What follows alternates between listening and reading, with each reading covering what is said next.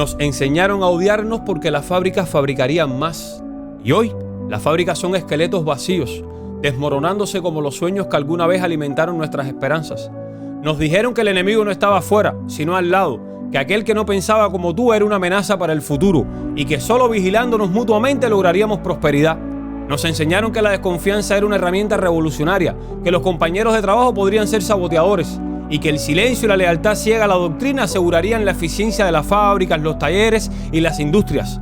Pero hoy, las máquinas están oxidadas, las chimeneas no expulsan humo y los pasillos donde una vez hubo obreros son hoy ecos de un fracaso monumental. Las pocas fábricas que aún se mantienen en pie lo hacen con la lentitud de una maquinaria vieja, corroída por el abandono, produciendo lo mínimo, apenas lo justo para mantener la ilusión de que algo funciona. Mientras tanto, el odio que nos enseñaron a cultivar entre nosotros se ha quedado como un veneno latente, una semilla que creció entre las grietas de nuestras relaciones humanas. Nos odiamos, pero ya no sabemos por qué. No hay fábricas que salvar, no hay productividad que alcanzar, solo queda el resentimiento de haber sido engañados. Nos enseñaron a odiar a la familia porque los centrales molerían más caña. Y hoy la caña crece salvaje en los campos, sin manos que la corten, sin ingenio que la conviertan en azúcar. Nos hicieron creer que la familia era un obstáculo para el progreso, que la única familia verdadera era la patria y que cualquier amor, cualquier afecto, debía sacrificarse en el altar de la revolución. Nos dijeron que la lealtad al Estado estaba por encima de la lealtad a los nuestros, que debíamos ser duros con los hermanos, con los padres, con los hijos si queríamos que el país avanzara. Nos dijeron que el sacrificio personal era insignificante comparado con el destino colectivo y que la caña, ese símbolo de la riqueza nacional, crecería más alta, más dulce, si renunciábamos a los abrazos, a las sonrisas compartidas, a la calidez del hogar. Pero hoy, los campos están cubiertos de caña que nadie corta y las familias están fragmentadas, divididas por la geografía, por la política, por el miedo.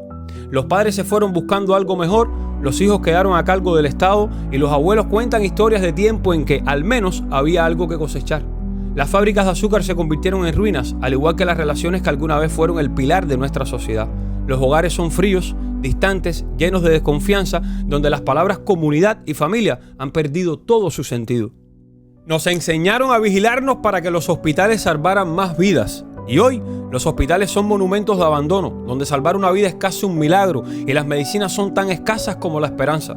Nos inculcaron la idea de que debíamos denunciar al vecino, al amigo, al familiar, porque solo así el sistema de salud podría ser eficiente, porque solo con lealtad absoluta al Estado habría doctores suficientes, equipos médicos funcionando y recursos para todos.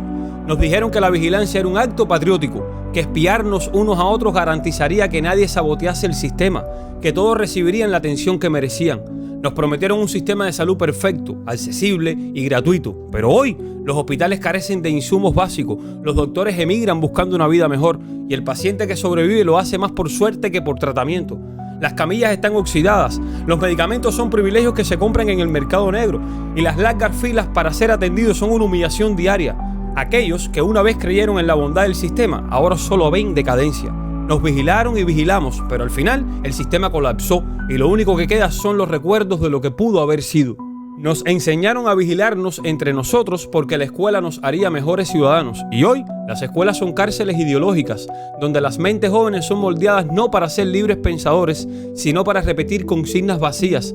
Nos dijeron que solo a través de la educación revolucionaria seríamos capaces de construir el futuro, que la vigilancia en las aulas era necesaria para evitar que pensamientos subversivos se infiltraran en nuestras mentes, que denunciar al compañero que pensaba diferente o cuestionaba lo que se enseñaba era una virtud, un acto de fidelidad a la patria. Nos enseñaron que el conocimiento estaba subordinado a la ideología, que la verdad era relativa y que solo la revolución tenía las respuestas correctas. Pero hoy los estudiantes salen de las escuelas sin una verdadera educación, sin una comprensión del mundo, incapaces de soñar con un futuro más allá de las fronteras que les impusieron. Los maestros, agotados y mal pagados, ya no son guías del saber, sino guardianes de una doctrina que ellos mismos no creen. Y los jóvenes, desilusionados, miran al exterior, buscando en otros países las oportunidades que aquí les fueron negadas. Nos enseñaron a temer el conocimiento, a temer la libertad de pensamiento, y ahora vivimos en una nación donde las escuelas son fábricas de obediencia, no de creatividad. Nos enseñaron a enfrentarnos para que la revolución sea inmortal, y hoy el único inmortal es el miedo.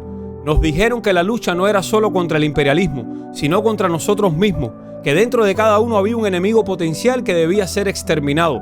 Nos convencieron de que el enfrentamiento constante era necesario para preservar la pureza de la revolución, que la discordia interna era el precio de la eternidad. Pero hoy la revolución es una sombra de lo que prometía ser, una construcción frágil sostenida únicamente por la represión y el miedo. Mientras los líderes envejecen en sus tronos, el pueblo se divide cada vez más, enfrentado en pequeñas batallas cotidianas por recursos escasos, por ideales que ya no convencen, por supervivencia. La revolución es inmortal, sí, pero solo porque ha devorado todo a su alrededor, dejando tras de sí un país en ruinas, una población fracturada y una historia de promesas incumplidas. Nos enseñaron a enfrentarnos, a luchar entre nosotros, y hoy somos un pueblo dividido, sin fuerza para levantar algo nuevo. Y de todas esas enseñanzas, la última es la única que tuvo éxito. Nos enseñaron bien a enfrentarnos, a desconfiar, a vigilarnos, a odiar, y ahora que hemos aprendido, nos exigen más. Nos exigen silencio cuando deberíamos gritar. Nos exigen obediencia cuando deberíamos rebelarnos. Nos piden sumisión mientras ellos se enriquecen y perpetúan su poder. Pero lo más desgarrador, lo más devastador, es que la mayoría obedece. Es en esa obediencia, en esa sumisión generalizada, donde radica el verdadero poder de quienes nos oprimen. La mayoría obedece, no porque cree en las promesas ya desgastadas y rotas, sino porque ha sido adoctrinada en el miedo, porque ha sido educada para no cuestionar, para no soñar con una alternativa. La mayoría obedece porque el peso del sistema ha aplastado su voluntad, porque el miedo a la represión, a la exclusión, a la precariedad ha logrado sofocar cualquier atisbo de disidencia antes de que siquiera pueda nacer. La mayoría obedece porque ha internalizado el mensaje de que cualquier interno de cambio es inútil, que la única manera de sobrevivir es no hacer olas, no levantar la voz y seguir las reglas, aunque esas reglas sean las que los condenan a la miseria y al olvido. Es esa mayoría la que sigue el camino trazado sin levantar la vista, la que se ha convertido en cómplice involuntaria de su propio sufrimiento, porque en cada mirada que evita el conflicto, en cada boca que permanece cerrada, en cada mano que no se levanta para cuestionar, se fortalece el yugo que los mantiene atados. Nos exigen obediencia y la mayoría lo hace sin resistirse, porque ha sido programada para aceptar su destino como algo inmutable, como si el sistema fuera una fuerza natural, una ley inquebrantable, cuando en realidad no es más que un constructo mantenido en pie por la sumisión colectiva.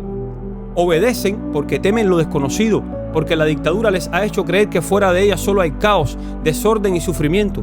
Les han convencido de que cualquier intento de cambio solo traerá más dolor y que la estabilidad, aunque precaria y dolorosa, es preferible a la incertidumbre. Han sido moldeados para creer que no merecen más, que no hay otro futuro posible. Y es en esa creencia donde se cimenta el poder de la dictadura. Un poder que no reside tanto en la fuerza bruta, sino en la aceptación pasiva de quienes la sostienen sin siquiera darse cuenta.